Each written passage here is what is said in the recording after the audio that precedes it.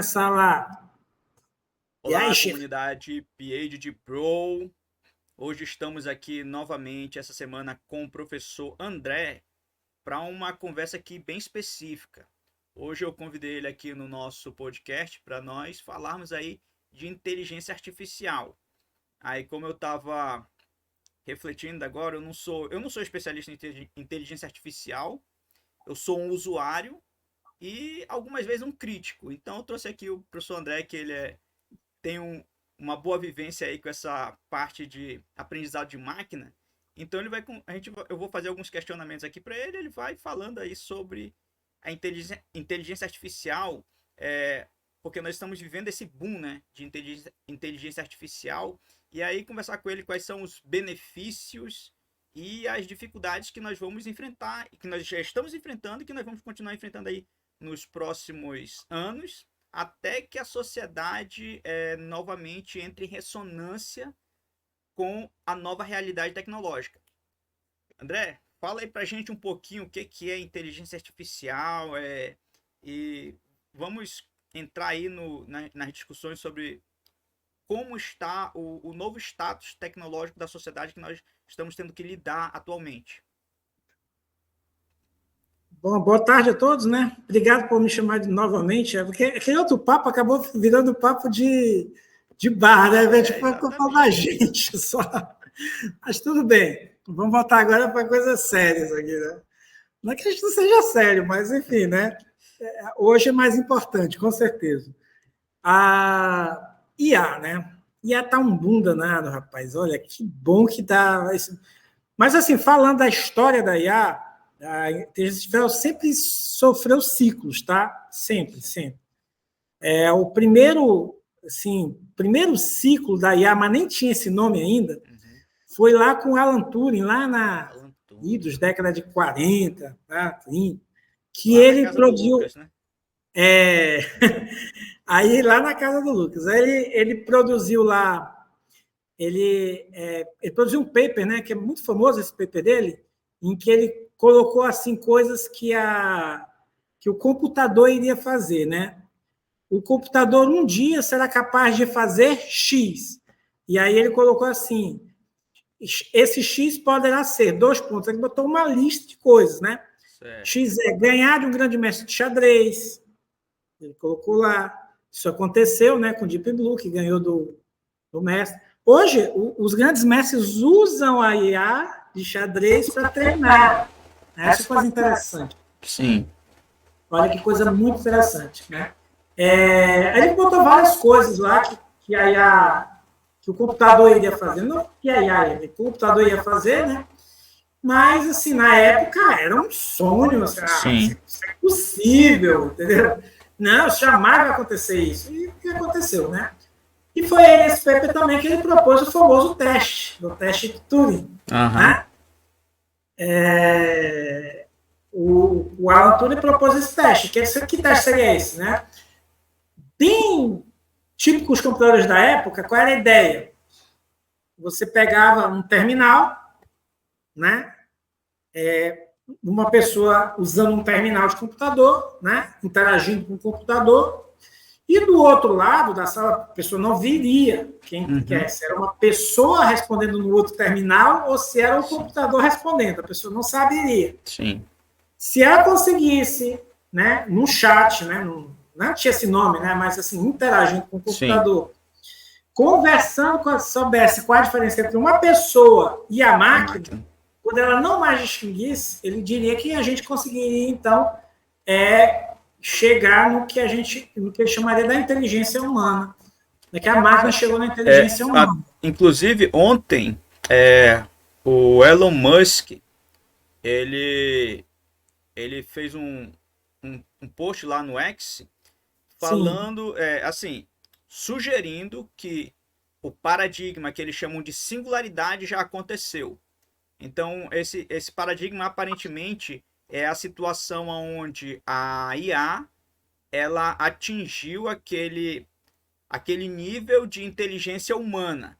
Eu acho, assim, até perguntaram do Grok, né? O que ele quer dizer com isso, não sei o quê.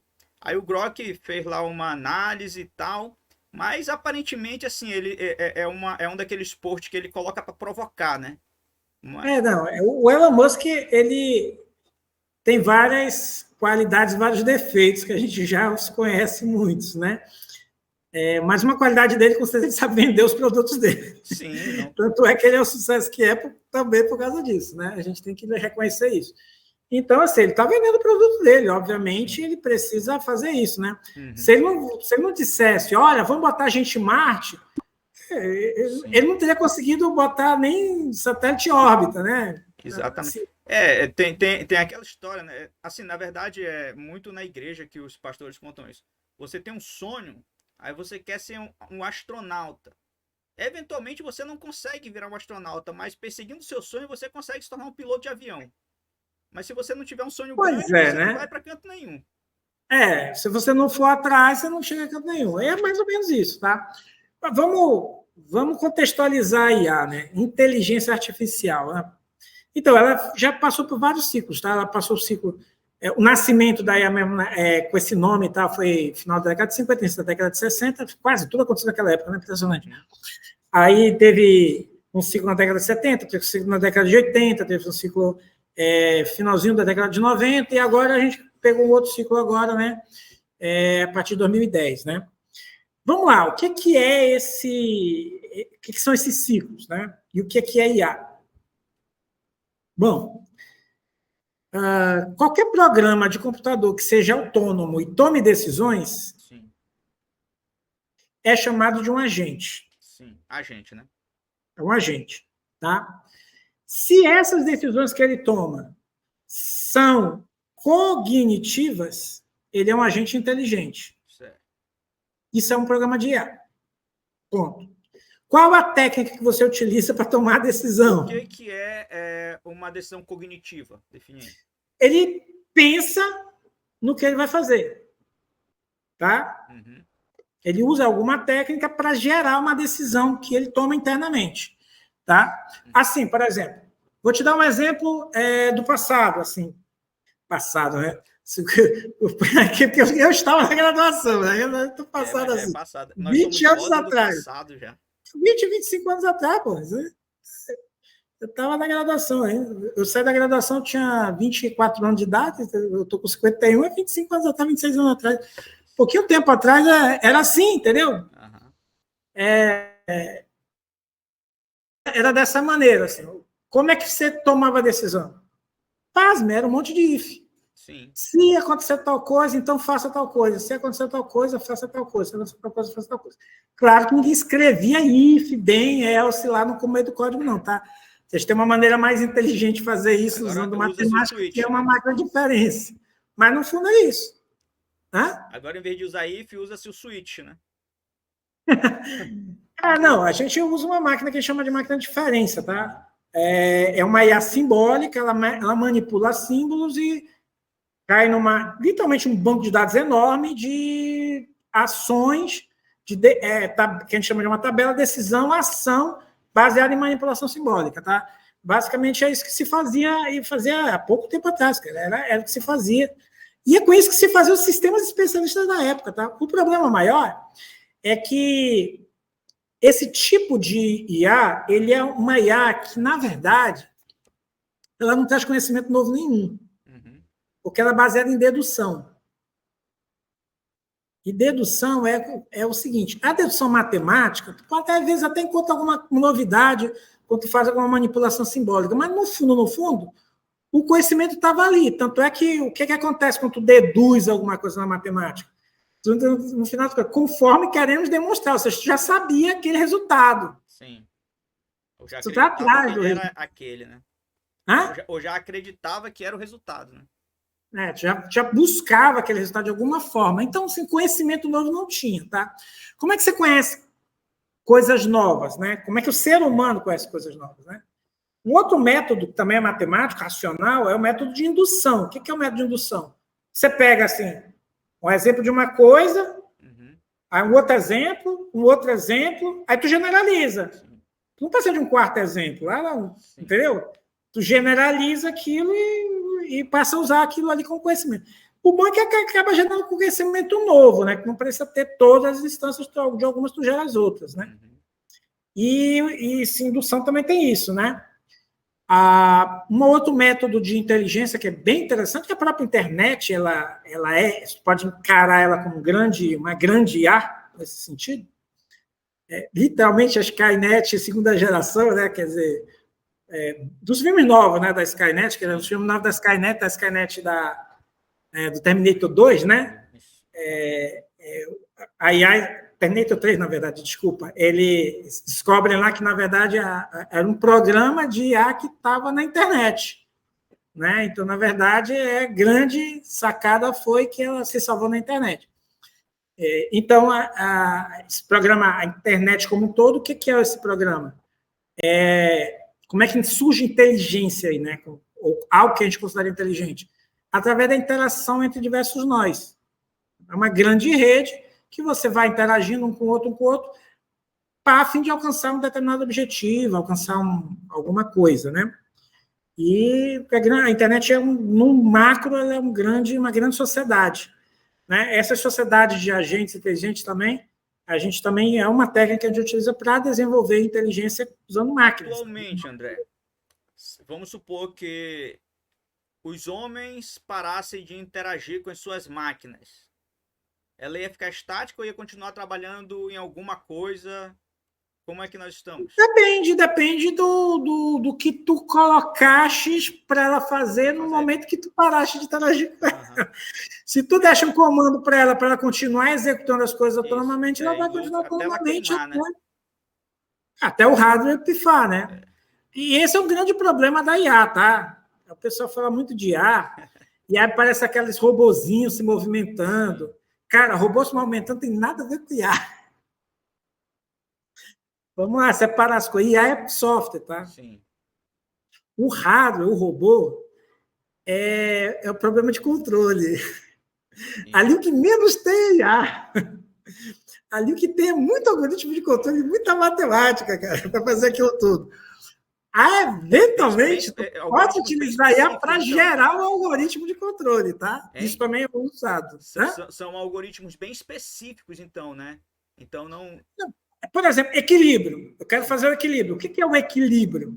Tu tem um centro de massa e ele está movimentando no espaço aquele centro de massa. Sim. E eu quero manter o centro de massa em determinada região.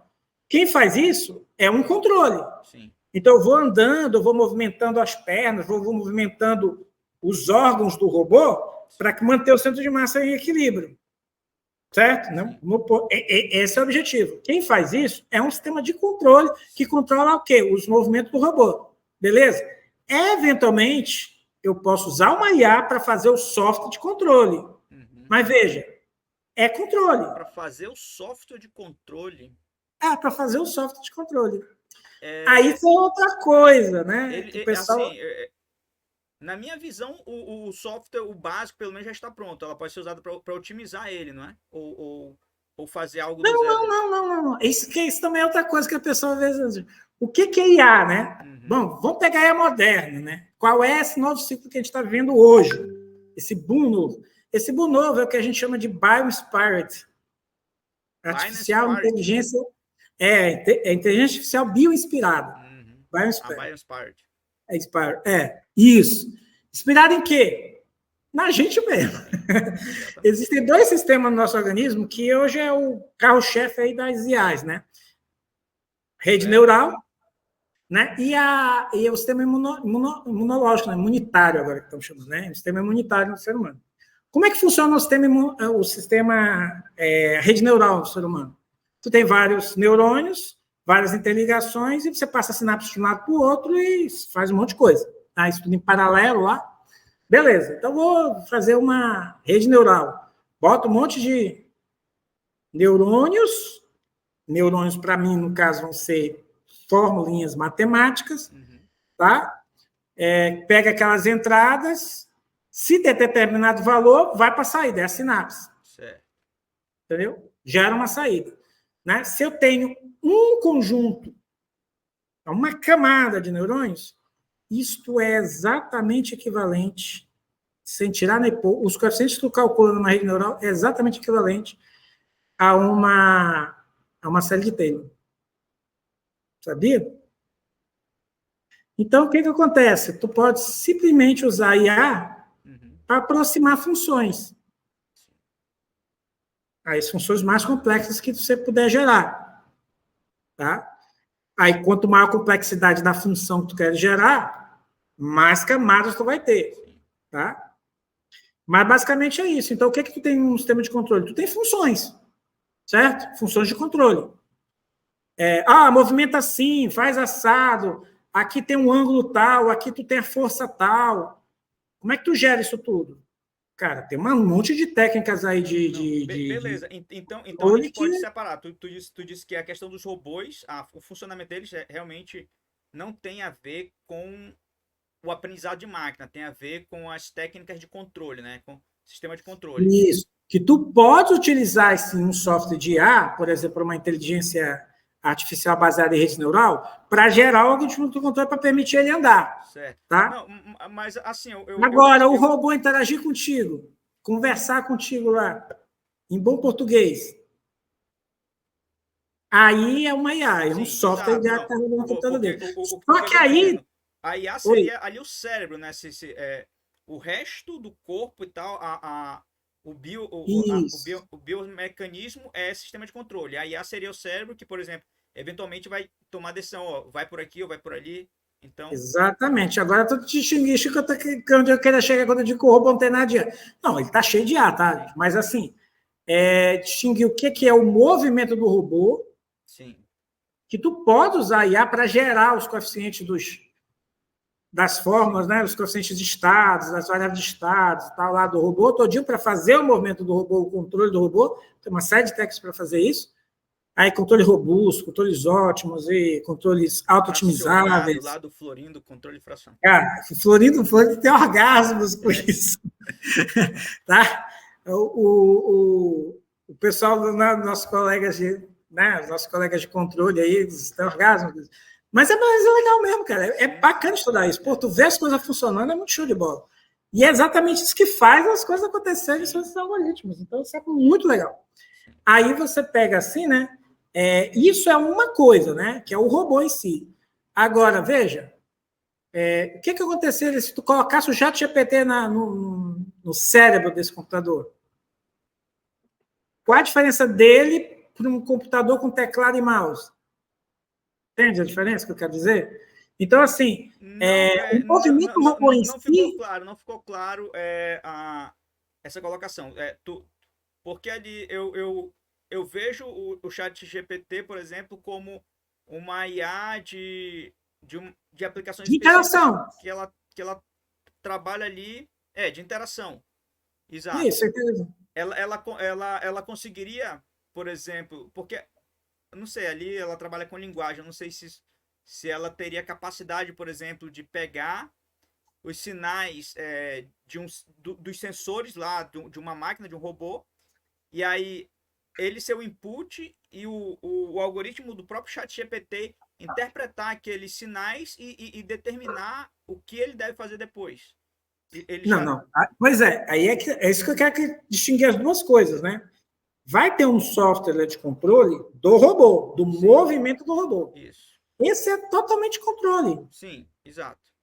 O que a gente chamava antigamente de controle serve mecanismo e tal, é aquilo ali. É uma matemática, mano, bonita. Sim. Complicadinha, mas bonita. Enfim, tem isso, né? E a outra coisa é o software de interação do robô, que faz o robô falar, o robô escolher um caminho, o robô sorrir para ti. Sim. Entendeu? Esse software de interação, mas veja, esse software de interação do robô com o mundo real não precisa ser no robô. Qualquer máquina. Entendeu? Sim. O ChatGPT no computador, o ChatGPT na cabeça do robô, é a mesma coisa. Beleza.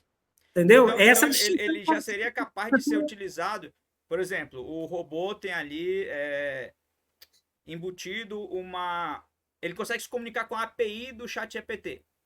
Ele pode usar o ChatGPT para determinar o que ele vai fazer, para determinar as ações. Pode. Beleza. Em geral, eles fazem a IA interna, né? Certo. Ele põe poder computacional suficiente para para ter o modelo internamente no próprio. Eu pergunto isso porque o ChatGPT é o que a gente chama de LLMA, né? LLM, Large Language Model. Aí, qual que seria a grande diferença, por exemplo, de uma IA que é uma LLM para uma IA mais específica? Vamos supor, a gente está falando aqui, para um robô, eventualmente a gente não usa uma IA genérica. Qual que seria a diferença? Bem diferente, né? Veja que tu estás interessado, literalmente tu estás interessado em que ela substitua uma fórmula matemática. Sim. Que eventualmente tu nem sabes qual que é. Tu vais ensinar e gerar os coeficientes daquela IA para realizar, por exemplo, o movimento, o equilíbrio, evitar que ele bata nas coisas, né? Que ele desvie de obstáculos. Sim. Tá? É esse o objetivo, né? Isso é uma coisa, né? Isso não tem nada a ver com linguagem. Não, é outra abordagem, outra coisa totalmente diferente. Outra coisa é a linguagem. A linguagem tem a ver com as interações, né, humanas. No caso do LLM é texto, tá? Só é texto e a saída é texto. Hoje a gente não tem só LLM nesse chat. Chat GPT-4 e para diante, são vários modelos que são juntados numa coisa só, numa aplicação só. Mas aí eu estou trabalhando com vários modelos, tá? Tem modelos que fazem a tradução de imagem para texto, aí o LLM interpreta e ele pode ou não gerar texto na saída, tá? Então, hoje eu tenho a narrativa multimodal, né? Multimodal. É até engraçado, porque outro dia eu estava tentando gerar uma determinada imagem, né? Aí eu fui construir lá o prompt e tal, disse o que eu queria, dei os detalhes. Aí eu mandei pro GPT, aí ele foi, passou um tempão lá, produziu. Aí sempre ele produziu uma imagem um pouco fora do contexto daquilo que eu tinha pedido no prompt. Aí eu questionei, por que tu não tá fazendo o que eu pedi? Aí ele, porque eu mando essas informações para uma outra máquina e ela ainda não entende muito bem as instruções como essa máquina... O modelo, né? São modelos conversando com outros modelos, nesse caso, né? Exatamente isso. Hoje a gente está bem complexo, na verdade. E também essa é a maior falha. Assim, o pessoal às vezes tem medo de mas a verdade é que hoje ainda está muito ineficiente o processo, tá? Porque, por exemplo, você precisa de data centers para fazer esse tipo de coisa, tá? Oi? Hoje você precisa de data centers, capacidades de processamentos absurdas, o consumo de energia assim, 50 kWh em tem umas minutos. Empresas que contratam aí uns testadores para ficar corrigindo, quer dizer, gerando interações, gerando respostas corretas, resposta matemática, resposta de outras áreas, para ficarem, eu acredito que seja aperfeiçoando, né, as respostas que as IAs estão dando para o público, porque em vários campos elas têm falhas muito brutais. Por exemplo, se tu confiar totalmente nas respostas que ela te dá, tu pode colocar tudo a perder, porque ali pode ter um erro. Aí vamos lá. Isso eu estou falando em software, eu estou falando em modelos matemáticos, problemas matemáticos, problemas até de química, por exemplo, eu já tive... De novo, né? O que a rede neural artificial faz? Ela classifica coisas. Uma das coisas que a gente utiliza é como classificador. O que é um classificador? Entrou determinada coisa, eu digo assim, essa coisa é desse tipo, ou desse tipo, ou desse tipo. Entendeu? Então, se tu tem um texto, esse texto primeiro é classificado, então, é toda uma estatística que dá por trás disso, para você fazer essa classificação, as correlações. E, claro, essas correlações não são perfeitas, tá? Nenhuma correlação é perfeita no mundo. Nem o ser humano faz correlações perfeitas, gente. Então, assim, e há muito menos, já que a gente está no início do processo. Sim. Aí o pessoal quer que já resolva tudo. Já resolve tudo. A gente se empolga, né? E começa a testar os limites. Na verdade, a gente faz tão pouco tempo que a gente tem essas ferramentas, e assim, a gente se Tem empolga. 10 anos, mano. Mas realmente Parece que é um negócio que a gente tá a vida toda. Não, cara, tem 10 anos. Assim, mas sabe, eu acho que por que isso, André?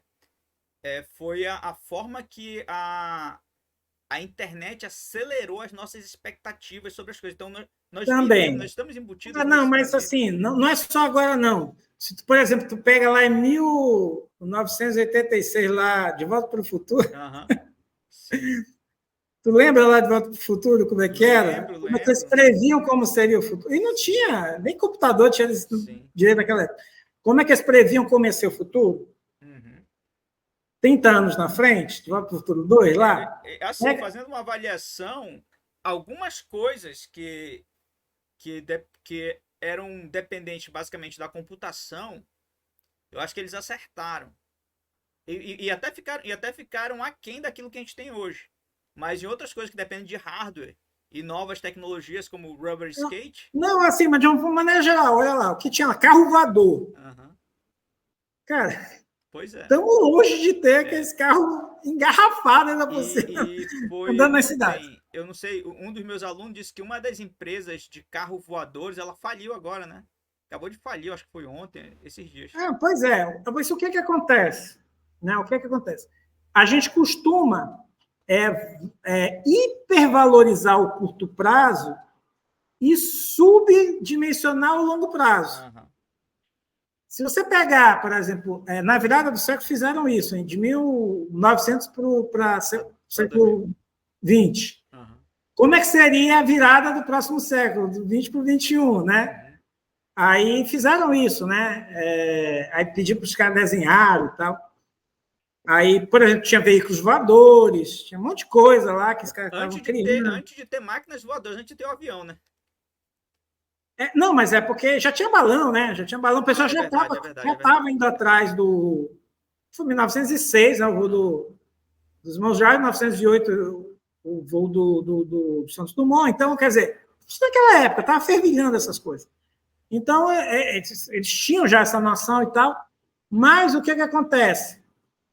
A maioria não conseguiu prever, por exemplo, que a computação ia ser, nos anos 2000, uma coisa fabulosa. Sim.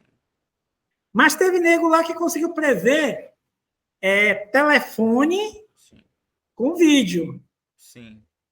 Telefone com vídeo, Mas tá? eu acho que Então, até assim, porque o conceito de computação ainda não estava bem. não. Ainda era algo muito Computador restrito. naquela época era analógico, mano. Não, nem isso. Era mecânico, né? Os computadores. Analógico, assim, analógico mecânico. Era engrenagens, Isso. bomba de gasolina, isso é um computador analógico, né? Aham. Quer dizer, um assoprador pneumático que enche não sei o quê, que enche pneu. Ele é um computador analógico, pneumático, mas analógico, enfim. Já tinha naquela época, né? Mas, assim, é difícil você fazer a previsão, por quê? Porque você tende a assim, hipervalorizar o curto prazo, aquilo que está acontecendo agora, você hipervaloriza, e não valoriza aquilo que, de fato, vai ficar no longo prazo, né? Então, assim, o que vai acontecer com a IA nos próximos 10 anos, nos próximos 20 anos, né? Vai ser uma revolução. Cara, vai ser uma revolução, mas calma. Mesmo a Revolução Industrial levou mais de 50 anos. Então, por mais que esteja mais acelerado, eu acredito que sim, está mais acelerado, mas convenhamos, cara, 5 anos, 10 anos não é tanto prazo assim, Não, não. tá? Só se acontecer realmente alguma coisa assim disruptiva no meio do caminho. Por exemplo, Eu acho que o que. conseguir fusão nuclear, aí começa a acontecer Não, umas mas a fusão nuclear ela ia ser algo relevante no contexto da nossa eficiência energética, né? Mas isso, a fusão nuclear em si, ela não iria influenciar tanto em questão de computação. Não, influencia demais. Eu sei que aí é que eu ia Não, chegar no ponto do problema da IA hoje. O problema da IA hoje, em termos de máquina, é o consumo, cara. É não, raro. ok, não, ok, o consumo e tal, mas assim, hoje, se um data center, um centro de processamento aí de uma IA, onde funcione ali mesmo o quartel-general do processamento dela, tiver um suprimento de energia que ela não vá ter nenhuma restrição com relação a gasto energético, ainda assim ela estaria restrita pela velocidade do processamento. Aí, pois é, aí são os gargalos. Isso, gargalo. Você resolveu um gargalo, aí passa a ter outro gargalo. Exatamente. Pois é, hoje você não consegue crescer um data center, mas não é por falta de placa de processamento. Olha, eu concordo meio que discordando, porque assim, nós temos também um problema de hardware no mundo. A gente não tem como fazer uma produção infinita de hardware. Exatamente. Hoje, não, mas assim, a priori até você consegue colocar mais placas de processamento lá, mas você vai ter um limite físico das suas conexões. Isso. O painel traseiro lá atrás, né, para conectar aquele troço. Você vai ter limite físico da temperatura, que tu imaginam várias, quanto mais placa, mais quente. E da velocidade de transmissão, né? Que a gente não consegue ultrapassar a velocidade da luz ainda, ou nunca. Você tem uma série de gargalos aí que precisam ser colocados. E um gargalo que é importante é a energia, cara. Sim. Não, então, se tu tem já... Olha, tanto é que agora, recentemente, coisa de 2 semanas atrás, a Microsoft anunciou a compra de... Cara, não sei nem... Tem lá escrito o número na reportagem, esqueci agora o número exato lá, mas se tu olhar na reportagem, tu vai ver. O número... Sei o que, mini usinas nucleares. Eu acho que é isso, nisso que os governos devem investir, cara. Entendeu? Por quê? Porque uma mini usina nuclear não tem o risco que tem a grande usina nuclear. Uhum. Se der algum problema de vazamento, a quantidade de elemento radioativo lá é tão pequeno que a caixa lá aguenta o tranco. Inclusive tem algumas empresas, eu acho que são americanas, que elas estão vendendo, ou pelo menos esse foi o comercial deles, vendendo módulos, pequenos módulos de energia nuclear para ser instalado em casas. No caso, eu já não sei, eu não li sobre isso. Não, eu acreditaria que dos Estados Unidos deve ter gente pensando nisso. De uma empresa. Assim, se é verdade, não sei. Quer dizer, a empresa pode até existir, mas às vezes eles fazem aquele phishing para ver a demanda, né? Então o cara diz, agora tu imagina a quantidade de urânio que a gente já tem enriquecido, que teria que desenriquecer, né? Porque essa realmente não precisa de tanto enriquecimento assim para... Ou seja, você precisa diluir esse urânio que está enriquecido para, né, gerar mais urânio ainda, ou plutônio. Plutônio é mais complicado, porque plutônio é muito tóxico, mas o urânio dá para trabalhar bem com isso. Das armas nucleares, que hoje já tem quase nenhuma serventia, né? A guerra da Ucrânia está mostrando. Bate-boca, né? Não, a grande vantagem da arma nuclear é garantir a média, né? A luta, a annihilation, né? Mutual assurance destruction, né? A destruição mútua assegurada, né? Então, você garante que está tudo, né? Olha, tu não me mata, também eu não te mato. É basicamente isso. Parece que isso é arma nuclear, cara. Não serve para muito mais coisa, não. Porque, assim... porque depois que morrer... Taticamente... Não, a explosão é muito grande. Então, taticamente, não... Assim, é muito raro você ter, por exemplo, uma usina lá, uma usina nuclear, que eu quero ter uma usina nuclear. Tá? Vou jogar uma bomba atômica lá? Cara, a usina nuclear geralmente está próximo de uma... área residencial, área urbana. Eu vou destruir a cidade também? Vai. Isso. Então, se eu botar uma bomba nuclear, eu vou destruir a cidade também. Não interessa, entendeu? Então, acaba que não serve muito taticamente para a guerra. Sim. A Ucrânia está mostrando isso. A guerra na Ucrânia está mostrando isso. Né? Porque a Rússia vive dizendo que vai jogar arma nuclear, mas não joga. E não joga por quê?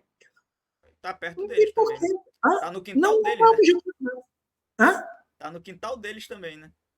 E não vai servir. Só vai servir justamente por contrário. Para o resto do mundo todinho ficar contra a Rússia. Isso. Se a Rússia fizer isso, o resto do mundo todo, inclusive a China, vai ficar contra a Rússia. Aí eles morrem de vez.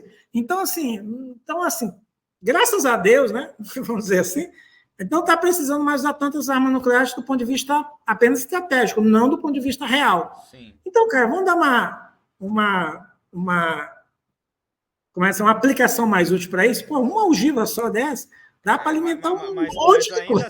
Ainda assim, a gente começou falando da fusão e a gente está tentando soluções com a fissão, né?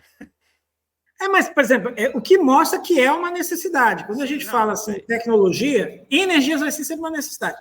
E não nos iludamos, tá? A tendência é piorar no sentido de a necessidade de mais energia. Então, cara, isso é um problema aberto. Era bem interessante. Na década de 90, eu era adolescente e tal. Aí, adolescente não liga muito para jornal, essas coisas. Aí meu pai ficava vendo noticiário, né?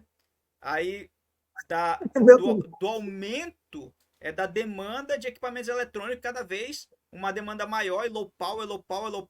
Aí meu pai dizia, cara, tudo isso aí vai acabar destruindo ou danificando de alguma forma o nosso sistema elétrico, vai causar alguma coisa, porque assim, nós não temos energia infinita, e assim, tu vai colocando um equipamento que consome um pouquinho, mas aí todo mundo vai colocando ao mesmo tempo. Aí eu lembro que lá pela década de 90, início dos anos 2000, deu aqueles apagões em Nova York. Aí eu me lembrei logo do que meu pai falava, né? Cara, e foi realmente isso, né? Tu vai colocando equipamentos que demandam pouca energia, mas aí tu vai escalando, aí o sistema não vai aguentar. Esse é que é o problema. Agora, tu imagina o cenário da próxima década. O Windows 12, especificação... Bom, o Windows 12 não foi lançado, tem que esperar o lançamento para ver o real, né? A especificação prévia aí das versões alfa que estão em teste é o seguinte: tu vai precisar ter uma NPU na máquina. O que é NPU? É um processador neural, tá? É um processador, um chipzinho com uma rede neural lá configurável, embutida na dele. Mas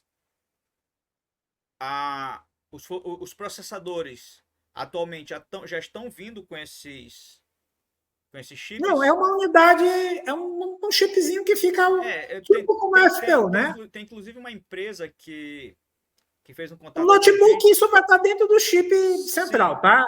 Uhum. É uma outra unidade, mas provavelmente vão botar dentro do mesmo encapsulamento, sim, né? Porque hoje a tendência, até por causa de resfriamento e tal, vai tudo no encapsulamento só. Mas são vários sistemas. E tal, proximidade são vários sistemas, né? Mas, assim, tentar entender, né? É como a FPU, por exemplo, unidade de ponto flutuante, como a GPU, que é a unidade de processamento matricial, como, entendeu? Sim. Como a unidade do controlador da USB, que é aqui também do lado, fora, né? Embaixo da ponte sul. E aí tu tem o processador central, que aí tu tem a unidade de controlador de memória, que é a ponte norte. Aí tu tem a unidade, tem vários pedacinhos que faz o que a gente chama de computador hoje, né? Sim. Na verdade, aquilo ali são centenas de computadores, sim, né? Do ponto de vista conceitual antigo, lá, Fonima, né? Em rede, né? Outros que estão trabalhando juntos. No final das contas é isso, né? Computador mesmo central, a CPU lá, já faz hoje. É só um maestrinho, né? Ele basicamente é o maestro dessa coisa toda. E vai ter mais um núcleo agora lá, que é a NPU, que é um chipinho de rede neural. Aí você vai fazer um programa que é uma rede neural, tu vai pegar o teu modelo, jogar para dentro desse chip e vai botar lá o chip. Por que o Windows 12 precisa disso? Ele já tem essa necessidade, de utilizar essa... Ele tem IA para tudo quanto é lado. O problema é que vai rodar um monte de algoritmo de IA e ele vai precisar rodar modelos localmente, na máquina. Certo. Não vai ser remoto. Se fosse remoto, mano, não daria condição de usar ninguém usar. Já era banda de internet. Já era a internet... O poder que nós temos, né, de troca de informações. Não, tem outra questão. Tem outra questão também, que é a questão da segurança. Da segurança do usuário. Porque tu mandar dado para ser processado em outro lugar é bem mais complexo, né? É bem mais complexo. Agora, tu imagina que tu está desenvolvendo aqui um trabalho que é um CAD, não sei das quantas, com a ajuda da IA. um pouco da questão de remotamente. descentralização. Eu trabalho aí no desenvolvimento de alguns sistemas com alguns colegas, e aí, principalmente para sistema de processamento em blockchains, o, o engenheiro de software, que a gente pode dizer padrão, ele costuma pensar sempre em back-end, front-end, e, Stack, tá? e manter essa separação. O grande problema é o seguinte, é que toda vez que tu faz um sistema de back-end, tu centraliza o sistema. E aí... Depende. Tem como você fazer os Não, back-end bem vamos lá, centralizados. tu tá fazendo um sistema para os teus clientes. Os teus clientes estão acessando ali no front-end localmente. Mas o back-end faz o processamento em um servidor do provedor lá, do serviço. E aí, para que haja esse processamento, necessariamente, os dados do cliente vão sair da máquina, pelo menos empacotado, encriptado, e vão ter que ir para outra para fazer o processamento lá. Cara, isso é um furo de segurança desgraçado se você não souber fazer a coisa direito. Não, exato. E mesmo fazendo direito, às vezes tem sempre alguém que acha um jeito de quebrar e acessar. E agora imagina com dados que são seguros, sigilosos. Eu não sou engenheiro de software, mas tem algumas situações que eu defendo a aplicação de funções de back-end já no front-end, porque é melhor tu ter execução local, que pelo menos os teus dados, aquilo que não precisar ser publicado, eles não vão sair da tua máquina. Mas aí depende. Aí é que tá. Aí é que é o problema. Isso é muito de filosofia, tá? Uhum. Como você vê a coisa. Você consegue fazer um processamento distribuído.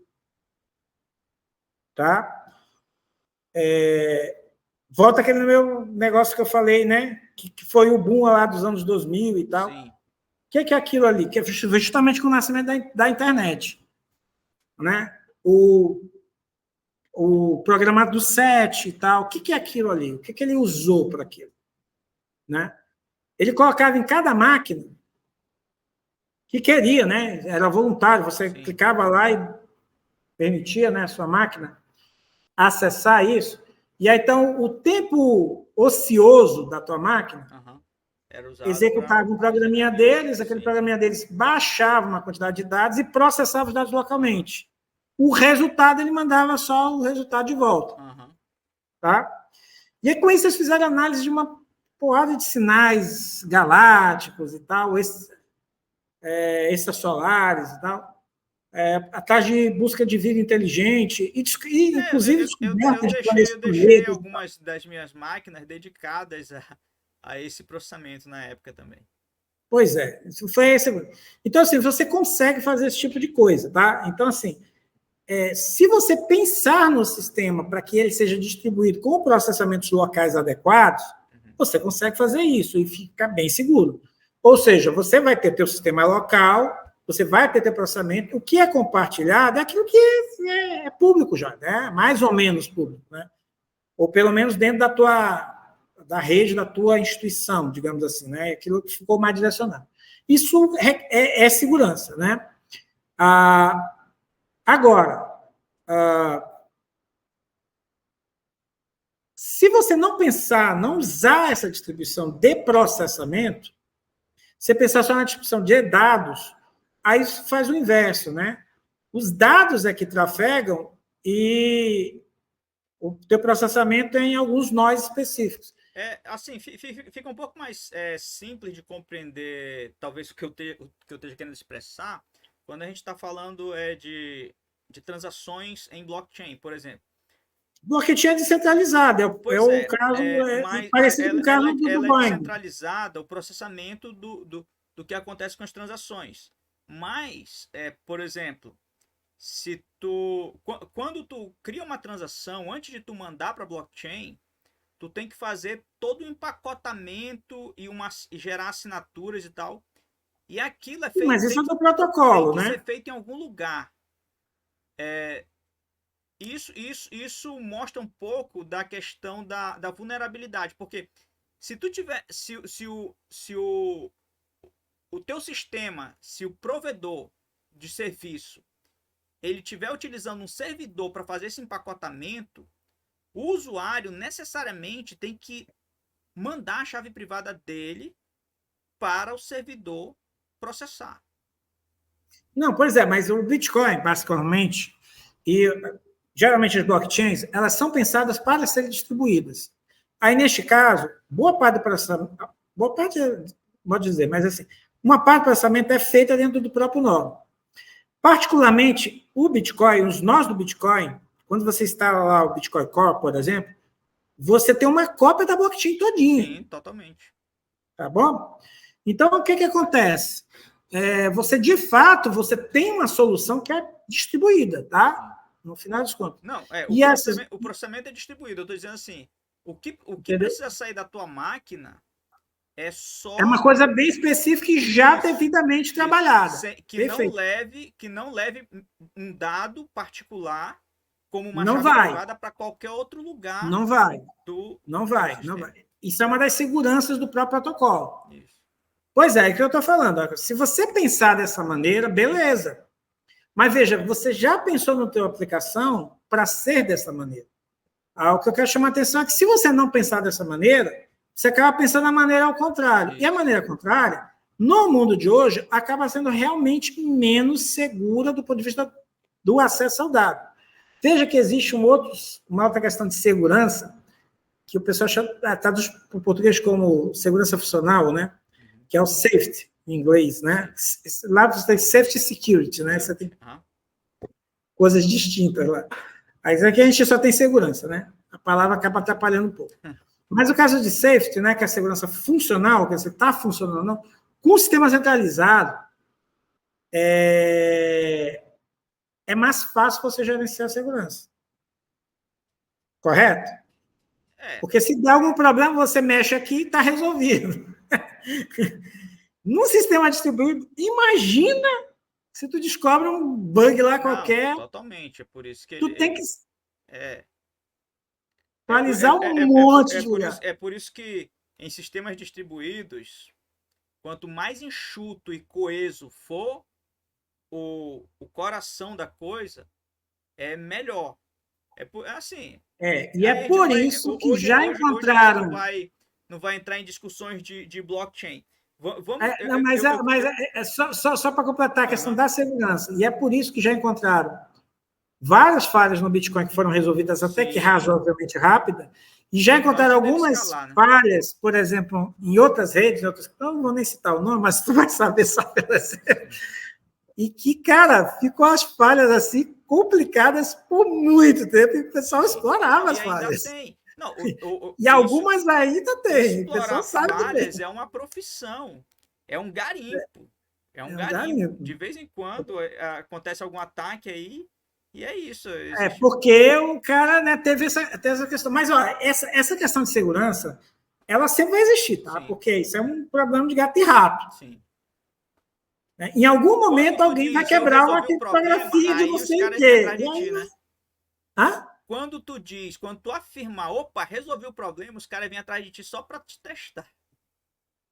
Não, pois é. Não, é assim, sempre assim, né? A própria matemática vai evoluindo, né? Os métodos e tal. Então, em algum momento, você vai quebrar. Você vai quebrar RSA 512. Você vai quebrar, bicho. Entendeu? Mas assim, eu não consigo quebrar agora. Não, beleza, mas desenvolver um computador quântico aqui 300 que o bicho quebra. Eu sempre falo, quando a gente está conversando sobre computação quântica e tal, que eu acredito mais que a segurança dos sistemas criptográficos atuais, elas são mais vulneráveis a seres humanos que são geniais. Por exemplo, um menino de 10 anos ali que começou a investigar e tal, e conseguiu ali um modelo capaz de reverter a chave, a curva elíptica, a matemática da curva elíptica, conseguiu um modelo. Esse é bom. Eu acho mais, eu acho que a segurança é mais vulnerável a essas incursões de seres humanos do que a gente está confiando que a computação quântica seja capaz de fazer. Não, fala da computação quântica porque, de fato, se você tiver capacidade de hardware suficiente, você consegue quebrar o negócio rapidamente. Agora, aquela história, de novo, né? A técnica da matemática melhora? Melhora. Aí vem um garotinho lá de 20 anos de idade fazendo o TCC dele e quebra o negócio. Já aconteceu isso na história, né? Totalmente. Já aconteceu, e não já foi aconteceu uma vez. E vai acontecer de novo. Vai acontecer de novo, é uma questão de tempo. Então, o que acontece? A gente sabe que isso vai sempre ser assim. Então, é uma briga de gato e rato. O que você tem que fazer é ficar à frente. Sim. O problema é que hoje, aí é todo um contexto de próprio desenvolvimento, está tão acelerado que muito desenvolvedor não pensa um segundo sobre essas questões. O cara quer pensa, entregar cara. a solução que Tá o nem cliente aí. pediu na forma que... Programa que a funcionalidade vai. Ah, mas isso aqui requer que a string passe flat na internet. Cara, vai passar flat na internet. É por isso que a IoT está cheio de porta dos fundos, né? Os sistemas de IoT, porque eles funcionam, mas não se preocuparam muito. A IoT é típico. Por quê? Porque tu tem quase nada de memória. Bicho, é tudo flat, cara. Sim. O dado que tu gera lá é o dado que tu manda. Sim. Acabou. Quando muito, tu faz uma codificação com a senha. Sim. Que é uma senha geralmente fraquíssima. Exatamente. E tu quebra com celular, tu quebra essas senhas. A verdade é essa. Olha só, eu queria te fazer uns questionamentos aqui ainda sobre IA. Quando foi, eu acho que foi em 2013, a Microsoft ela colocou uma IA para interagir com o pessoal nas redes sociais, eu acho que no Twitter, não sei. Eu não estou lembrado do nome dela, mas uma vez eu estava conversando contigo e tu falou dessa IA, que ela começou a interagir com as pessoas e como ela aprendia, à medida que ela ia interagindo, ela começou a ficar pirada, né? Ah, não foi a Microsoft. Não foi a Microsoft. Não foi a Microsoft. Até tinha dinheiro da Microsoft no meio, tá? Mas não foi a Microsoft. Foi de uma universidade, tá? Chamava Aurora. Aurora, isso. Tá? Aí a pergunta essa Aurora, ela já usava modelos LLM? Não. O modelo de desenvolvimento LLM foi desenvolvido a partir, inclusive, desses experimentos de chatbot. Uhum. Tá? Naquela época, inclusive, ele não usava, ele usava aquilo que eu te falei primeiro, usava a máquina de inferência, usava a manipulação simbólica. Certo. Entendeu? E esse que é o problema. A manipulação simbólica, ela faz dedução. Sim. Então, o conhecimento, na verdade, já estava lá. Então, eu precisava colocar muita informação no banco de dados para ele responder minimamente. Sim. E mesmo assim, cara, fez um bom sucesso. Eu cheguei a conversar com a Aurora. Sim. E ela, assim, inglês bacaninha, cara. Assim, não entendia bacaninha. Inclusive, entendia inglês de estrangeiro, que é raro, porque realmente estrangeiro fala a gramática meio torta, né? E ela conseguia entender a gramática torta dos estrangeiros. Aí eu trouxe esse tópico da Aurora porque ela sofreu um colapso e, na verdade, desativaram, né? A IA, porque ela começou a ter... Não, pois é. Aí o que acontece? O que aconteceu com a Aurora? Foi a Aurora e mais uma coleção de outros chatbots, tá? A Aurora foi uma das carro-chefe deles lá, mas eles tinham vários chatbots com tecnologias um pouquinho diferentes uma das outras. Mas qual era a ideia? É que deixava o pessoal interagir e aí o que ela não sabia, ela perguntava, a pessoa respondia o que era e ela ia ali realimentando o banco de dados. Certo. Então, era um aprendizado de máquina. Ela tinha um algoritmo de aprendizado de máquina. Tá. Aprendizado de máquina é uma coisa, deep learning é outra, tá? Só para a gente contextualizar. Aprendizado de máquina são todas as técnicas que fazem com que uma máquina aprenda coisas novas, né, no seu uso. E aí você tem várias técnicas, né? Deep learning é uma das técnicas de aprendizado de máquina. Deep learning, então, só é uma técnica. É uma técnica. É uma técnica para IA. para rede neural. Oi? aprendizado de máquina é a ciência geral e o deep learning é algo Isso, específico. é uma técnica especial. Apesar de máquina, chama de uma forma geral, e deep learning você vai usar para redes neurais artificiais, tá? Certo. Basicamente é isso. Lá ela era manipulação simbólica, e tinha lá o modelo, e tinha máquina de diferença, tinha uma série de coisas que eles desenvolveram lá. Eu cheguei a baixar, inclusive, a máquina de diferença deles para dar uma olhada, tá? Eles desenvolveram em C++ a máquina de diferença que eles tinham tido, tá? Era open source, sim, na época. Mas eu não aprofundei muito, não. Na época eu estava interessado em outras coisas, estava interessado em tempo real, em kernel Linux. Então, aí isso era... Isso era o quê? 2011, 2013? Por aí. Não, um pouquinho antes. 2008, 2009, por aí. 2009. Que eu comecei a fazer isso. Aí, 2010, por aí, assim, a gente já estava no doutorado, inclusive. Aí, 2012 eu voltei. Aí, quando eu falei contigo, eu já nem mexia mais, mas eu falei contigo, né, sobre a Aurora. Aí, já foi 2012, 2013, por aí. Mas aí eles continuaram, porque, cara, ser humano é uma sacanagem, né? Começaram a ensinar um monte de porcaria. Não prestou, quebrou. A pergunta foi justamente para chegar nesse ponto. Atualmente, eles não deixam mais o aprendizado ser livre, né? Eles congelam ali. Deixa. Aí, cara, isso aí é um processo grande, tá? Não é fácil, não. Aliás, esse é o segredo do sucesso, esse método. O pessoal fica catando métodos melhores e tal para fazer justamente o aprendizado. Só que nesse caso usando deep learning. O que acontece? Às vezes eles lançam uma versão beta, bota ela lá e ela aprende com o pessoal que usa a versão beta. Aí eles escolhem meio aqui a dedo lá a galera, né, para interagir. E aí chega num ponto aí eles congelam. Aí dali para não tem mais aprendizado. Sim. Não, mas o que eu digo é que eles não deixam livre com o público em geral, né? Hoje não deixam. Por quê? Porque... Desculpa a palavra. A gente ia cagar o modelo.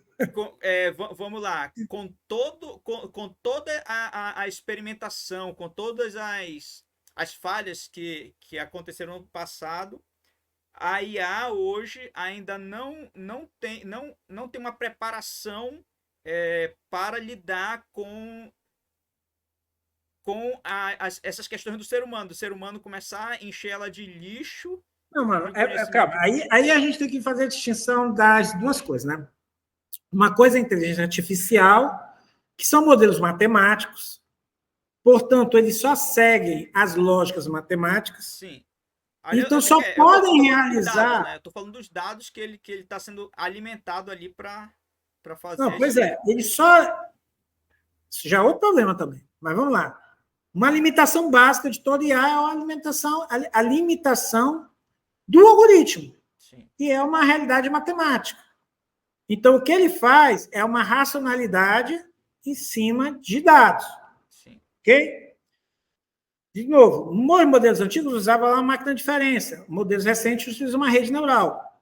Ok? Mas é aquilo. Você faz ou uma dedução, que era o modelo antigo, ou uma indução, que é o modelo novo. Uhum. Mas você não larga disso. Sim. Não tem. O ser humano tem muito mais coisa do que isso. Por exemplo, o ser humano tem uma forma de produzir conhecimento que chama de abdução. Abdução? Abdução. É a terceira forma de raciocínio, que é uma forma matemática também, mas assim, ou seja, a gente, em algum momento aí no futuro, a gente talvez consiga colocar isso nas máquinas, mas é bem difícil. Que é o que é?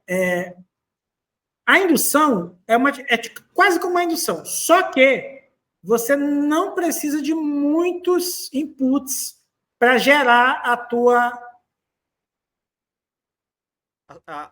conclusão. A tua função de extrapolação. Entendeu? Você, com poucos inputs, você gera já a função de extrapolação. Todos nós fazemos isso. Está dizendo da abdução do ser humano. Da abdução. Entendeu? Sim. E o mais do que isso. A abdução ela tem uma coisa esquisita, porque num minuto que você faz a extrapolação, você generaliza como se fosse uma dedução. Sim, porque ela se torna um conhecimento ali que agora tu sabe, é um eureka, né? E aí já particulariza para um caso específico que tu precisa. Então, o que acontece? A gente faz isso que a gente nem pensa. A gente olha. Você conhece o pastor Cláudio? Que é um pastor que tem na internet. Ele é muito engraçado, né? Ele fala sobre casais, né? Sim. Aí, isso aqui é um exemplo de abdução, tá?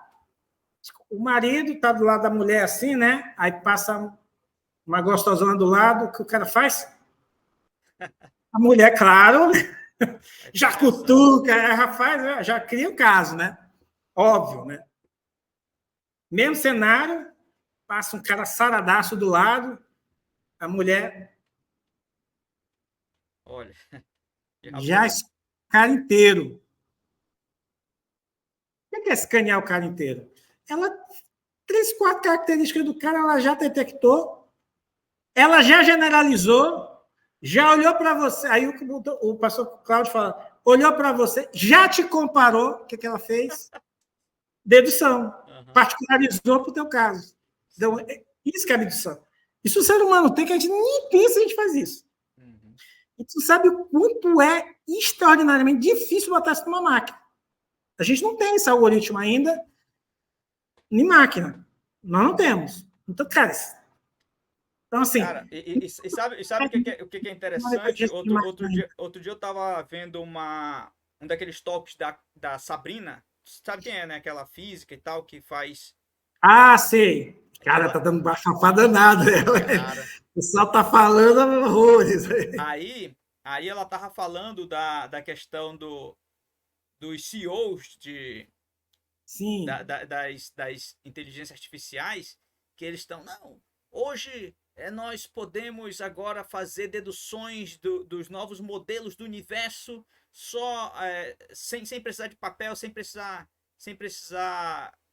de novos conhecimentos, porque a gente já tem ferramentas suficientes para fazer isso através dos nossos modelos de IA. Assim, ela tá colocando a crítica, né? Teoricamente, se tu tem a base, várias, pois né? Mas instâncias, tu consegue generalizar, né? Tu tá supondo que os nossos modelos, as nossas ferramentas, elas são genéricas, né? E aí, assim, eu sou muito cético com relação a isso. Quando eu penso em... Uma das primeiras questões na minha vida acadêmica que me fez parar e questionar mesmo a ciência, principalmente ali a ciência, a física, não questionar que ela tinha algum erro, mas assim, o que a gente acredita, o que nós acreditamos da ciência é quando a gente olha para as constantes fundamentais da física. A gente chama aquilo de constante, mas a gente não tem como trazer uma prova cabal de que elas sejam constantes no tempo, no espaço e em outras condições. Eu li isso no livro do Tanto é Reis. que tem teoria, né, que tenta explicar o universo, Pois é. fazendo ser diferente no universo. Aí o que acontece? Todos os modelos que nós temos atualmente para tentar estudar a natureza, elas usam como pilares essas constantes fundamentais da física. E qualquer variação que acontecer que nós não prevemos, o modelo vai para o buraco. Então tu não... Mas os nossos modelos vão para o buraco cedo ou tarde, tá? Nesse aspecto. Exatamente. Mas e o físico sabe disso, né? Isso. Por exemplo, por mais que dure... Só um minutinho. Por mais que dure um tempinho, mais vai para o buraco. Sim. Newton durou 300 anos. Ok. Mas foi para o buraco. Buraco no sentido seguinte, não que a gente não use. Engenharia civil vai sendo engolido por novas... Lançamento de satélite, tudo é baseado em Newton. Mas, assim, vai aparecer alguma outra coisa que vai ser melhor. Sim. No caso, aparecer a relatividade. Mas, cara, eu não tenho dúvida, mesmo a relatividade. Vai durar 300 anos? Assim, vai. Mas mesmo assim, a passagem da mecânica newtoniana para mecânica relativística ainda usa as constantes fundamentais da física como pilares. Não, mas eu acho uma boa aproximação. Primeiro, Sim. porque, de fato, me parece que são constantes, pelo menos agora, no nosso estado do universo. Se eles no passado foram, se no futuro vai mudar, cara, na escala do universo, eu trouxe esse tópico aí que a Sabrina colocou, né? que o pessoal tá divagando aí. Eu concordo com a Sabrina do ponto de vista filosófico, mas assim, prático, não tem assim, muita diferença. Eu acho muito uma questão comercial, né? Aí eu estava até falando que as pessoas, elas... Isso tem IA também. Eu acho que... Oi? Essa questão comercial tem muito IA. Sim. Hoje se vende muito por ser IA. Sim, exatamente. E muitas vezes, cara, é só um programa um pouquinho mais perto. Sim. Aí, por exemplo, eu trouxe essa questão porque o ser humano, todos nós, dentro do contexto das ferramentas que a gente usa, a gente costuma ter expectativas de algumas ferramentas que elas têm alguma idealidade. Oi? Cortou. Mas tá ouvindo ainda? Estou ouvindo agora. Beleza. As nossas ferramentas têm algumas idealidades que realmente elas não existem. Por exemplo, dentro do contexto de blockchain, uma das questões que todo mundo pensa em usar blockchain é a questão da imutabilidade. Todo mundo fala, não, eu vou usar blockchain por causa da propriedade da imutabilidade. Mas eles não têm noção que a imutabilidade numa blockchain é totalmente relativa. Então quando tu coloca aquela questão, assim como a Sabrina fez, é como se tu tá jogando um balde de água fria nas expectativas do usuário ou de quem está projetando os sistemas com aquela expectativa. Então isso existe para vários campos da ciência. Eu coloquei aqui, por exemplo, as constantes fundamentais da física, porque é uma expectativa. Nós trabalhamos, nós desenvolvendo um modelo esperando que aquilo seja uma constante. Eu lembro quando eu fui levar esse questionamento lá para o professor de física, professor João Carlos, eu não sei se tu conheceu ele. Eu acho que eu conheci. Cara, foi muito engraçado. Eu me lembro até hoje. Professor, olha aqui o que o Resnick falou, não sei o que, porque tinha um tópico, tinha um pequeno trechinho no Resnick, ele dissertando sobre, discutindo sobre a constante gravitacional, que ele estava dizendo lá no livro. A gente não consegue afirmar que a constante gravitacional ela é realmente uma constante, porque ela pode... A gente não sabe dizer se ela varia no tempo, se ela varia no espaço, se ela varia com a temperatura, com a pressão. Então não temos como fazer essas afirmações. Aí eu fui levar esse tópico lá para o professor de física. Aí ele, Carlos, você não pode questionar isso. Isso são dogmas. Aí, cara, aquilo aí foi... Aí o professor foi pastor, não foi professor. Que a dogma é coisa da religião, tá? Exatamente. Não é coisa da ciência. E esse é um problema que a gente realmente tem, não na ciência, mas nos cientistas. Tá? Sim, exatamente. Porque nós, humanos, nós temos vieses. A não ciência tem é o que é, o cientista é que é o problema, né? Entendeu? Então, assim... Quando você tem determinadas situações que você diz não pode ser assim, deixa de ser ciência. Exatamente. Entendeu? Por exemplo, você não poder questionar. Isso é uma coisa que às vezes eu discuto bastante com meus colegas das humanidades. Porque eles não admitem determinados questionamentos lá. E eles já tomam como se fosse uma coisa ideológica e tal, tá indo contra. Cara, não tem nada a ver. Um questionamento é uma questão, é uma dúvida. E o cientista ele tem que ser, acima de tudo, um cético. Ou seja, ele tem que ser o cara que faz a pergunta. Uhum. Ser cético no sentido... Não, ser cético não é ser crítico. É ser cético no sentido de questionar. Não é porque você para de questionar, deixa de fazer ciência, cara. Sim. Deixa de fazer ciência. Exatamente. Eu até li uma vez esse é o ponto. E, ó, aí eu vou te contar mais uma outra coisa, né? Que ainda não falei sobre IA, mas que ele é importantíssimo. Que tem a ver com essa coisa do viés. Que é a respeito dos dados são alimentados nas IAs. A IA é um algoritmo. Sim. Ok? O algoritmo não faz nada. Exatamente. Não faz nada. Quem faz alguma coisa nessa história são os teus dados. Vou te contar um caso que eu estudei quando eu estava fazendo meu doutorado, até citei na minha tese essa situação. E tinha um pessoal nos Estados Unidos, bancado pela DARPA, e quem conta a história, que escreveu o livro, era o professor que era chefe da equipe, e ele, inclusive, ele cita assim, aí fica a critério do leitor saber por que a gente estava buscando tanques e não crianças. Ele falou assim mesmo no livro. Que tinha fotos, e a ideia era reconhecer tanques de guerra, para saber se, né, se a IA conseguia resolver tanques de guerra. Aí o que aconteceu? Tiraram um monte de foto lá de tanques, de um jeito de outro, de um jeito de outro, de um jeito de outro, e levaram para. Né? Fizeram lá a alimentação na IA, treinaram a IA, pegaram lá o pedaço dos dados para fazer os testes na IA. Quando foram testar a IA, aí assim, um tanque inteirinho. Tanque. Beleza, reconheceu.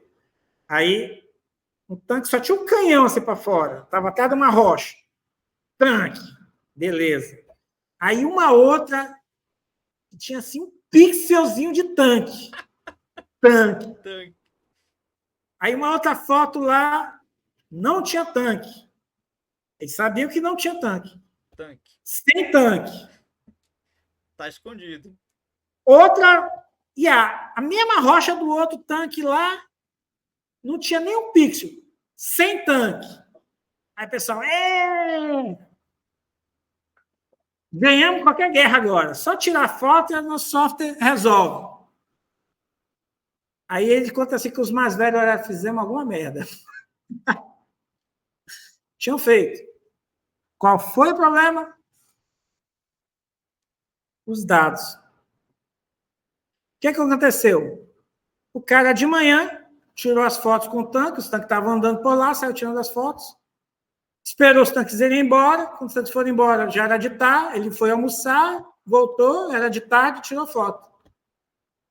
O que a IA tinha generalizado, classificado e induzido, feita a generalização, o que era? Era tanque, era manhã.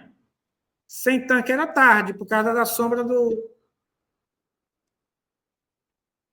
Entendeu? Sim. O viés. Então, depende dos meus dados. Muita gente falou, porque o Gemini, que o Google lançou, é muito woke, não sei o quê. Por quê? Porque treinaram o cara para ser woke. É simples. Cara, e é engraçado fizeram com esse viés. Que tu questiona, tu começa a questionar. Eu já fiz isso, né? Um exercício ali, começava a questionar a IA por causa do viés dela, de certos tópicos, ela sempre levar para um lado. Eu fiz esse teste com o Gemini do Google, porque como a gente tem acesso ao Google, a gente tem acesso ao Gemini do Google, e a versão full, né? Que é bacana, lindo, maravilhoso. O arroba fã é do Google e a gente tem acesso ao Gemini do Google. Né? Mas eu parei de usar o Gemini do Google porque não prestou para mim. Eu fiz o teste. Eu já fiz esse teste no Grok. Eu pedi, eu criei um prompt para ele gerar uma imagem assim. Aí em um certo contexto hipotético. Eu não queria ser humanos reais. Eu queria aparência, assim, não avatares, mas algo que lembrasse ser humano, mas não precisava ser humanos reais. Aí eu colocava o prompt, o ChatGPT me gerava algo com as características mais parecidas com aquilo que eu realmente queria, tinha solicitado. E quando eu colocava no Grok, ele gerava seres humanos assim como se estivesse num teatro, representando aquele cenário que eu tinha pedido, e os animais eram bonecos. E eu pedia, não quero assim não. Ele entrar, assim, ele não Não, não vai, não vai. Não vai porque, de novo, a massa de treinamento desses caras foi feita de uma determinada maneira que ele generalizou de uma maneira. Sim. Tu pode chamar o raciocínio da máquina. Sim. É como a máquina raciocina. É work, paciência. Não tem o quê. Assim, para mim não serviu o Gemini, por mais que eu tivesse acesso. Hoje eu pago o GPT todo mês, eu poucos reais, mas o GPT ele é mais adequado para as coisas que eu quero fazer. No meu caso é código, né? Eu trabalho com parte de programação e o GPT eu achei melhor. O meu também não. Os dois que eu achei melhores, o Claude e o GPT. Sim. Tá? São os dois que eu achei um pouquinho melhor para programação. É um copilot para mim. Porque, por exemplo, uma coisa que me ajuda muito, quando tu tá em algum tutorial de algum projeto. O Copilot da Microsoft também está muito bom para código, principalmente aquele que tem no VS Code. Se tu tens, né, a conta do Copilot, tu clica lá, realmente é muito bom. Eu não uso o Copilot deles, até porque quando ele me ofereceu, eu vi que era pago. Aí eu não vou usar isso não. Porque era só para código. Aí o GPT é um pouco mais generalista, aí eu uso ele para outras coisas também, né? Mas para código, sim, principalmente para o que eu fazia antes com Stack Overflow, quando tinha alguma dúvida e tal. Hoje não uso mais Stack Overflow. Eu uso tudo, cara. Eu uso Stack Overflow, eu uso Git, eu uso eventualmente vou usar pesquisa no Google, eu uso ChatGPT, eu uso tudo, mano. Se a IA foi lá e trouxe para mim, mas eu hoje em dia não vou atrás da informação no Stack Overflow, até porque assim a morosidade, né? Eu teve uns problemas, assim, eu acho que há um ano, mais ou menos, eu tava tendo, aí eu fui lá no Stack Overflow, solicitei ajuda e tal. Cara, 1 semana, 2 semanas. Mano, travou de novo. Você travou legal. Não sei se foi o meu, não sei se foi o seu. Não, beleza. Aqui eu tô... eu acho que a internet ela tá um pouco... instável. Tá instável. Mas olha, deixa eu te falar, a gente já está no horário também, não, tá? Sim, eu tava vendo passando aqui, já passou, já estamos chegando 1h20 de novo. Então, André, a gente volta aí a trazer essas discussões, vamos tentar trazer mais colegas para conversar sobre essas questões. Mas ficou claro um pouco mais do que essas questões de IA? Sim. Assim, uma coisa que eu sempre falo, pessoal, não tenham medo de IA, tá? Não tem. Exatamente. Essa coisa da singularidade de Elon Musk, isso é loucura, tá? Ainda não chegamos lá. O que nós temos que fazer, assim, o profissional da tecnologia, das engenharias, a IA, a gente tem que usá-las como ferramentas, né? Ferramentas de trabalho hoje em dia. Não adianta a gente querer não utilizar. Eu acho que elas são ferramentas de trabalho para todos nós. Eu acho que nós temos que tentar explorar as fragilidades da IA, das ferramentas, para que nós nos mantivermos um passo à frente delas e continuarmos sendo necessário, né? Então, acho que está gerando uma outra discussão, que é a questão da discussão do trabalho, futuro do trabalho com o IA. Exato. Tá?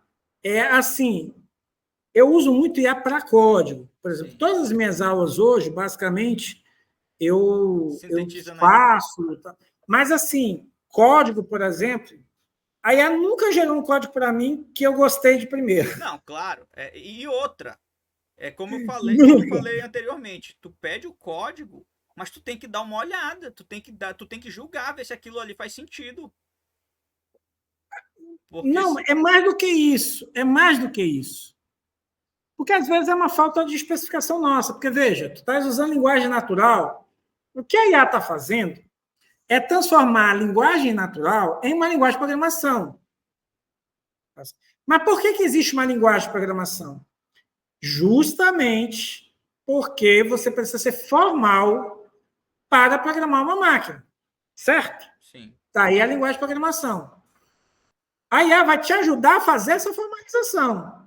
Mas se você não sabe fazer essa formalização previamente, Não vai adiantar. Exatamente. Aí não adianta, Porque você não nada. vai saber nem se o que ela está gerando está correto ou não. Não, é isso Agora, que eu se estou você dizendo. sabe fazer isso, já fez manualmente, a IA vai te dar desculpa a palavra, uma puta ajuda, Sim. uma produtividade absurda para tu fazer as coisas que tu fazia antes.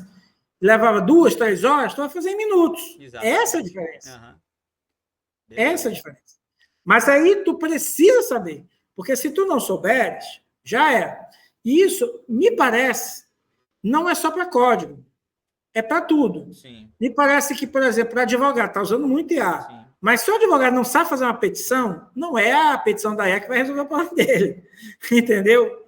Ele precisa saber fazer. E a petição da IA pode colocar a peça dele a perder se ele levar ela sem uma devida correção. Isso. Agora, essa correção pode ser na própria IA. Você diz para a IA, olha, faz isso, isso e isso. Aí ela faz, olha, isso aqui não ficou legal, muda para isso, muda para isso. Daqui a pouco está perfeito. E é isso que eu estou falando, você ganha muita produtividade. Né? Imagens, minhas apresentações, diagramas e tal, coisa que eu levava tempo para fazer, hoje, cara, com meia dúzia de prompts eu resolvo. Então, isso ajuda. Eu ainda não tive produtividade. Eu ainda não tive essa experiência de melhorar minha produtividade de diagramas e de figuras com IA. Eu ainda tenho muita dificuldade em colocar um prompt para ela fazer aquilo que eu realmente queira. Mas aí depende da ferramenta que tu usa, por exemplo. Se tu pedir no DALL-E, ele vai tirar uma foto. Sempre ele vai gerar foto. Se tu pedir no Claude, ele vai gerar sempre um diagrama. Sim. Ele vai gerar um SVG para ti. Então, ele vai sempre gerar um vetor. Como ele vai gerar um vetor, é mais fácil para ele diagrama. Aí tu já pede para ele, eu quero um diagrama assim, assado, com de frito, com a caixinha assim, apontando para não sei quem, não sei o que. Aí ele faz direitinho para ti. Tá? Beleza. Agora, se tu pedires essa mesma coisa lá no DALL-E, que é o do Bing, né? Sim. Ele não vai, ele vai gerar uma imagem, ele vai gerar alguma outra coisa e tu vai ficar puto. Porque tu quer um diagrama, ele gera uma foto. Entendeu? Agora, o inverso também acontece. Pô, eu queria uma foto realista, ou uma arte digital, ou um impressionismo, ou alguma coisa do tipo. Cara, sinceramente, vai lá ali, pede isso, não é? Stable Diffusion e tal, aí gera para ti essas fotos. Agora, se tu pedir uma foto no Claude, não vai sair. Sim. Não vai sair. Não vai sair mesmo. Entendeu? Então, assim, tem que saber a ferramenta que você está utilizando também, tá? Beleza. Funciona dentro do ChatGPT, está muito bom, está gerando umas fotos bacanas e também não gera bons diagramas. Então, a gente precisa ver. E, de novo, tem que conhecer aquilo que você quer, como aquilo é obtido e como a IA vai te ajudar. Se tu souber disso, cara, esquece qualquer profissão. Qualquer profissão. Tá? E eu, assim, não tenha medo, tá? E sim, você vai ter que mudar teu jeito, vai. Para mim, o futuro da aprendizado, por exemplo, com as IAs, tu cara vai ter um professor personalizado, cara, em casa. Exatamente. Entendeu? Então, assim, a gente precisa se adequar a esse mundo novo. Não tem jeito. Vai acabar com a profissão de professor? Não é difícil. Não vai. Difícil. Agora, vai mudar a profissão de professor? Vai, e muito. Então, o professor de hoje vai ter que se readaptar. Quadro branco e não sei o quê. Cara, esse professor, ele vai morrer. Ele vai morrer. O professor vai ser outra coisa. No futuro, e esse futuro, eu vou contar para ti, 20 anos. Eu acredito mais nessa previsão do que em 20 anos nós tenhamos a computação quântica escalada. Mas beleza, André. Então esse fica um papo aí para um outro episódio. Mas eu acho que tá de bom tamanho, né, mano? Não. Mas, cara, tem muita coisa. A gente não discutiu aqui nem 1%. Mas nós vamos ficando por aqui nesse episódio. Eu agradeço aí mais uma vez a participação do professor André para trazer aqui uma discussão aqui muito, muito interessante sobre inteligência artificial. E nós voltamos aí na semana que vem com outros convidados. Senhores, fiquem com Deus e até a próxima. Até mais.